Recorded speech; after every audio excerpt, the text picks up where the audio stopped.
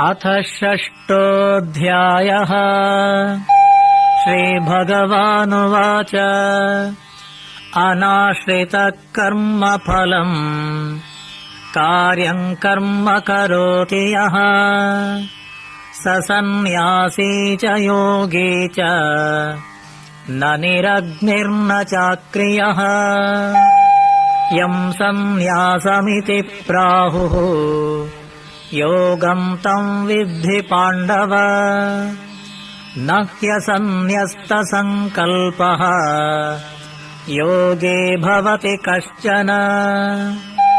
आरुरुक्षोर्मुनेर्योगम् कर्म कारणमुच्यते। योगारूढस्य तस्यैव शमः कारणमुच्यते। यदा हिनेन्द्रियार्थेषु न कर्मस्वनुषज्यते सर्वसङ्कल्पसन्न्यासी योगारूढस्तदोच्यते। उद्धरेदात्मनात्मानम् नात्मानमवसादयेत्। आत्मैव ह्यात्मनो बन्धुः आत्मैव रिपुरात्मनः। बन्धुरात्मात्मनस्तस्य येनात्मैवात्मना जितः। अनात्मनस्तु शत्रुत्वे वर्तेतात्मैव शत्रुवत्। जितात्मनः प्रशान्तस्य परमात्मा समाहितः। शीतोष्णसुखदुःखेषु तथा मानापमानयोः। ज्ञानविज्ञानतृप्तात्मा कूटस्थो विजितेन्द्रियः। युक्त इत्युच्यते योगी समलोष्टाश्मकाञ्चनः। सुहृन्मित्रार्युदासीन मध्यस्थद्वेष्य बन्धुषु। साधुष्वपि च पापेषु समबुद्धिर्विशिष्यते। योगी युञ्जीत सततम् आत्मानं रहसि स्थितः। एकाकीयत चित्तात्मा निराशीरपरिग्रहः। शुचौ देशे प्रतिष्ठाप्य स्थिरमासनमात्मनः। नात्युच्छ्रितम् नातिनीचम् चैलाजिनकुशोत्तरम्। तत्रैकाग्रम् मनः कृत्वा यतचित्तेन्द्रियक्रियः। उपविश्यासने युञ्ज्यात् योगमात्मविशुद्धये। समम् कायशिरो ग्रीवम् धारयन्नचलम् स्थिरः। सम्प्रेक्ष्य नासिकाग्रम् स्वम् दिशश्चानवलोकयन्। प्रशान्तात्मा विगतभिः ब्रह्मचारिव्रते स्थितः। मनः संयम्य मच्चित्तः युक्त आसीत मत्परः। युञ्जन्नेवम् सदात्मानम् योगी नियतमानसः। शान्तिम् निर्वाणपरमा मत्संस्थाम् अधिगच्छति। नात्यश्नतोऽस्तु योगोऽस्ति न चैकान्तमनश्नतः। न चातिस्वप्नशीलस्य जाग्रतो नैव चार्जुन। युक्ताहारविहारस्य युक्तचेष्टस्य कर्मसु युक्तस्वप्नावबोधस्य योगो भवति दुःखः।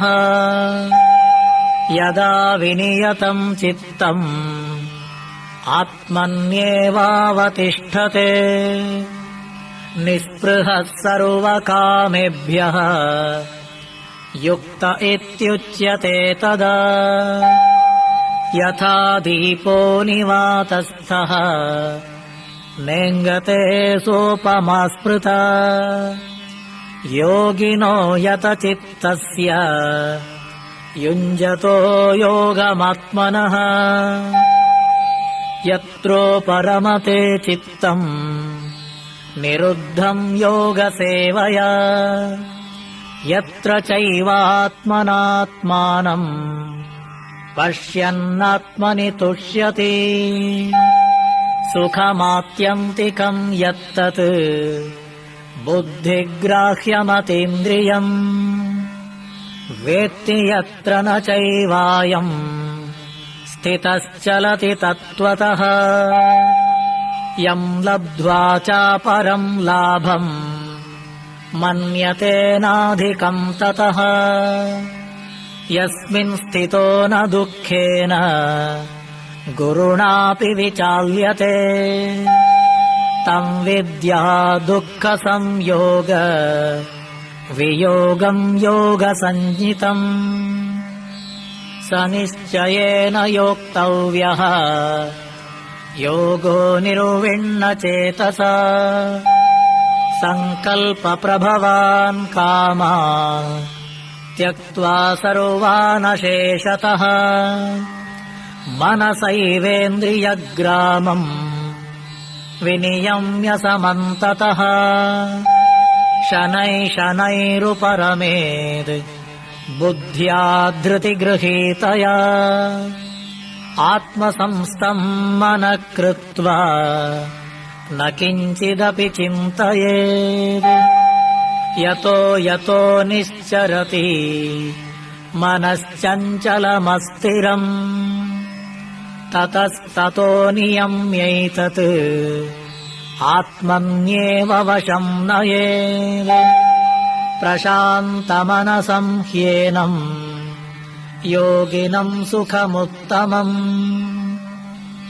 उपैति शान्तरजसम् ब्रह्मभूतमकल्मषम् युञ्जन्नेवम् सदात्मानम् योगी विगतकल्मषः सुखेन ब्रह्म संस्पर्शम् अत्यन्तम् सुखमश्नुते सर्वभूतस्थमात्मानम् सर्वभूतानि चात्मनि ईक्षते योगयुक्तात्मा सर्वत्र समदर्शनः यो माम् पश्यति सर्वत्र सर्वम् च मयि पश्यति तस्याहम् न प्रणश्यामि स च मे न प्रणश्यति सर्वभूतस्थितम् यो माम् भजत्येकत्वमास्थितः सर्वथा वर्तमानोऽपि स योगी मयि वर्तते आत्मौपम्येन सर्वत्र समम् पश्यति योऽर्जुन सुखम् वा यदि वा दुःखम् स योगी परमो मतः अर्जुन उवाच योऽयम् योगस्त्वया प्रोक्तः साम्येन मधुसूदन एतस्याहम् न पश्यामि चञ्चलत्वात् स्थितिम् स्थिराम् चञ्चलम् हि मनः कृष्ण प्रमाथि बलवदृढम् तस्याहम् निग्रहम् मन्ये वायोरिव सुदुष्करम् श्रीभगवानुवाच असंशयम् महाबाहो मनो दुर्निग्रहम् चलम् अभ्यासेन तु कौन्तेय वैराग्येण च गृह्यते असंयतात्मना योगः दुष्प्राप इति मे मतिः वश्यात्मना तु यततः शक्यो वक्तुमुपायतः अर्जुन उवाच अयति श्रद्धयोपेतः योगाच्चलितमानसः अप्राप्य योगसंसिद्धिम् काम् गतिम् कृष्ण गच्छति कच्चिन्नो भयविभ्रष्टः छिन्नाभ्रमिव नश्यति अप्रतिष्ठो महाबाहो विमूढो ब्रह्मणः पथि एतन्मे संशयम् कृष्ण छेत्तुमर्हस्य शेषतः त्वदन्यः संशयस्यास्य चेत्ता न ह्युपपद्यते श्रीभगवानुवाच पार्थ नैवेह नामुत्र विनाशस्तस्य विद्यते न हि कल्याणकृत् कश्चित् दुर्गतिम् तात गच्छति प्राप्य पुण्यकृताम् लोकान् उषित्वा शाश्वती समाः शुचीनाम् श्रीमताम् गेहे योगभ्रष्टोऽभिजायते अथवा योगिनामेव कुले भवति धीमताम्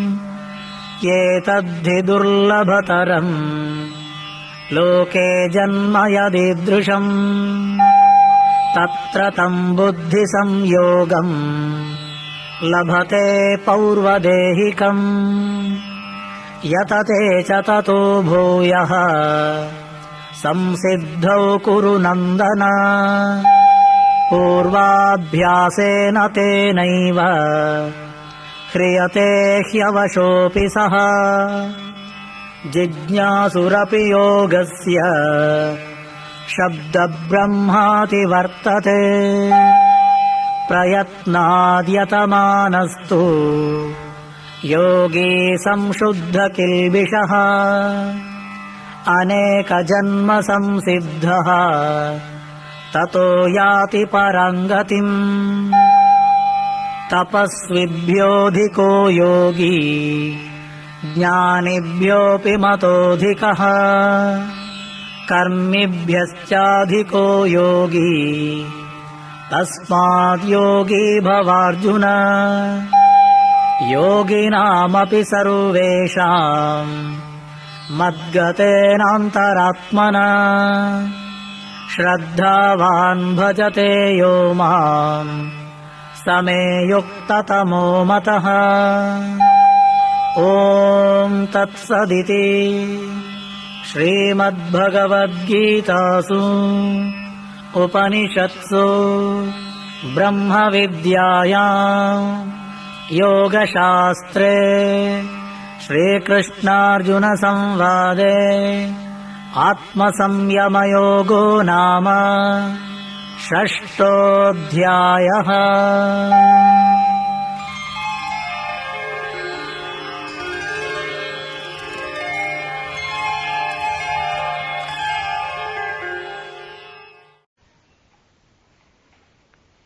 Srimad Bhagavad Gita, Chapter 6, Dhyana Yoga. The Supreme Personality of Godhead said, "One who is unattached to the fruits of his work and who works as he is obligated is in the renounced order of life, and he is the true mystic, not he who lights no fire and performs no duty." What is called renunciation, you should know to be the same as yoga, or linking oneself with the Supreme, O son of Pandu. For one can never become a yogi unless he renounces the desire for sense gratification. For one who is a neophyte in the eightfold yoga system, work is said to be the means, and for one who is already elevated in yoga, cessation of all material activities is said to be the means. A person is said to be elevated in yoga when, having renounced all material desires, he neither acts for sense gratification nor engages in fruitive activities. One must deliver himself with the help of his mind and not degrade himself. The mind is the friend of the conditioned soul and his enemy as well. For him who has conquered the mind is the best of friends. But for one who has failed to do so, his mind will remain the greatest enemy. For one who has conquered the mind, the supersoul is already reached, for he has attained tranquility. To such a man, happiness and distress, heat and cold, honor and dishonor are all the same. A person is said to be established in self-realization and is called a yogi or mystic when he is fully satisfied by virtue of acquired knowledge and realization. Such a person is situated in transcendence and is self-controlled. He sees everything, whether it be pebbles, stones or gold, as the same. A person is considered still further advanced when he regards honest well-wishers, affectionate benefactors, the neutral, mediators, the envious, friends and enemies, the pious and the sinners, all with an equal mind. A transcendentalist should always engage his body, mind and self in relationship with the Supreme. He should live alone in a secluded place and should always carefully control his mind. He should be free from desires and feelings of possessiveness.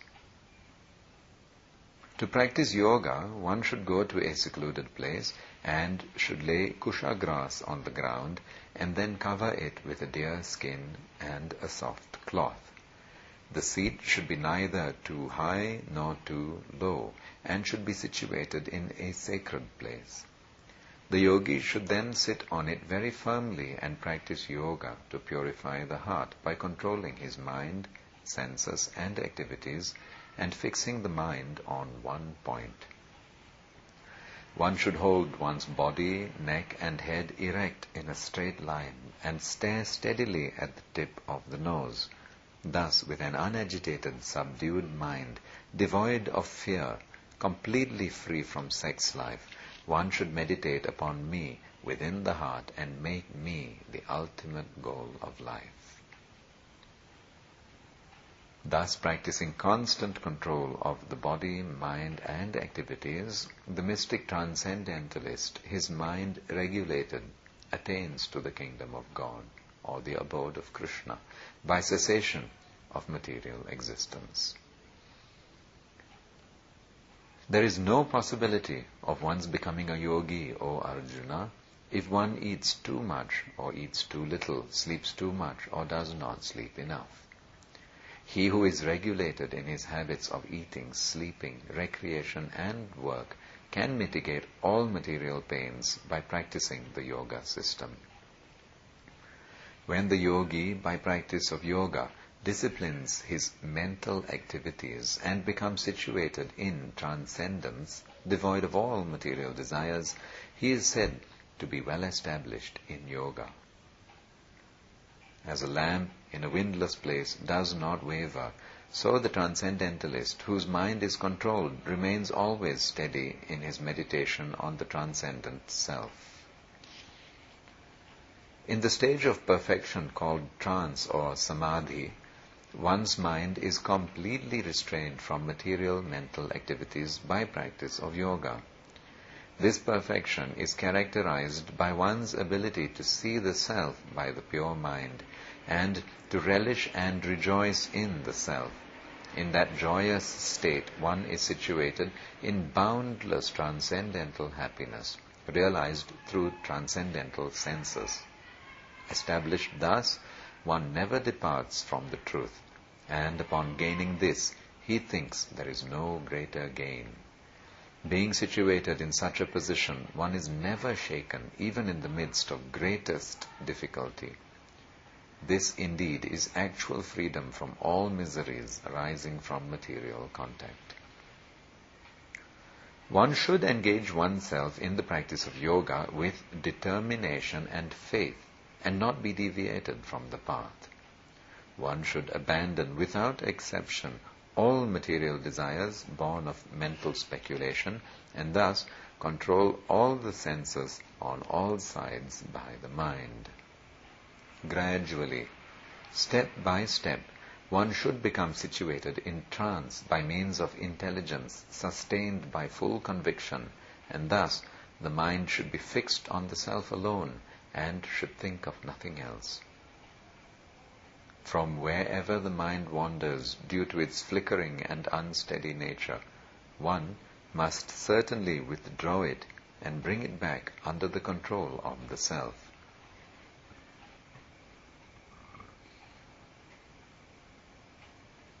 The yogi whose mind is fixed on me verily attains the highest perfection of transcendental happiness.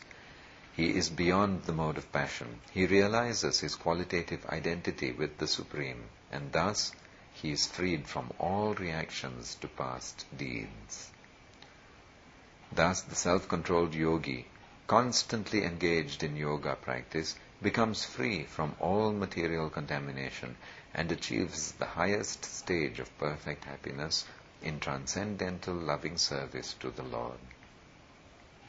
A true yogi observes me in all beings and also sees every being in me. Indeed, the self-realized person sees me, the same Supreme Lord, everywhere. For one who sees me everywhere and sees everything in me, I am never lost, nor is he ever lost to me. Such a yogi who engages in the worshipful service of the Supersoul, knowing that I and the Supersoul are one, remains always in me in all circumstances. He is a perfect yogi who, by comparison to his own self, sees the true equality of all beings in both their happiness and their distress, O Arjuna. Arjuna said, O Madhusudana, the system of yoga which you have summarized appears impractical and unendurable to me, for the mind is restless and unsteady. For the mind is restless, turbulent, obstinate, and very strong, O Krishna, and to subdue it, I think, is more difficult than controlling the wind. Lord Shri Krishna said, O mighty armed son of Kunti, it is undoubtedly very difficult to curb the restless mind, but it is possible by suitable practice and by detachment. For one whose mind is unbridled, self-realization is difficult work. But he whose mind is controlled and who strives by appropriate means is assured of success. That is my opinion. Arjuna said, O Krishna, what is the destination of the unsuccessful transcendentalist who, in the beginning, takes to the process of self-realization with faith, but who later desists due to worldly mindedness, and thus does not attain perfection in mysticism? O mighty armed Krishna, does not such a man, who is bewildered from the path of transcendence, fall away from both spiritual and material success and perish like a riven cloud with no position in any sphere? This is my doubt, O Krishna, and I ask you to dispel it completely. But for you, no one is to be found who can destroy this doubt. The Supreme Personality of Godhead said, O son of Pritha, a transcendentalist engaged in auspicious activities does not meet with destruction either in this world or in the spiritual world. One who does good, my friend, is never overcome by evil. The unsuccessful yogi, after many years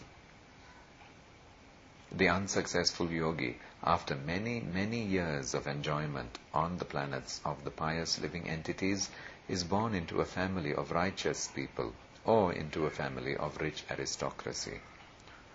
Or, if unsuccessful after long practice of yoga, he takes his birth in a family of transcendentalists who are surely great in wisdom. Certainly, such a birth is rare in this world. On taking such a birth, he revives the divine consciousness of his previous life, and he again tries to make further progress in order to achieve complete success, O son of Kuru.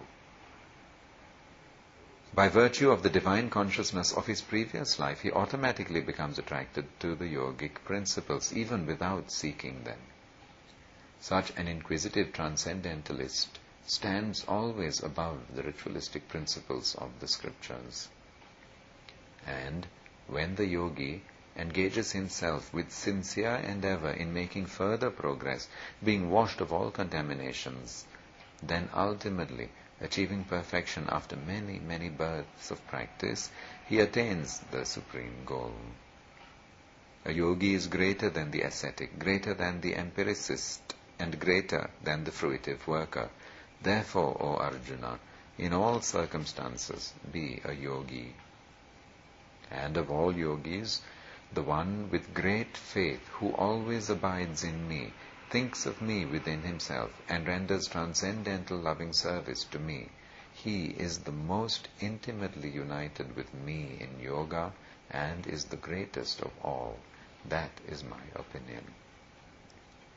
Thus ends Atma Samyama Yoga, the 6th chapter of the perfect Upanishad and beautiful Yoga Shastra, Srimad Bhagavad Gita, which was spoken by Lord Shri Krishna himself to Arjuna, and which is found in the Bhishma Parva section of the great epic, the Mahabharata, which was composed by the great sage Vyasadeva in 100,000 verses. Jai Srimad Bhagavad Gita ki Jai.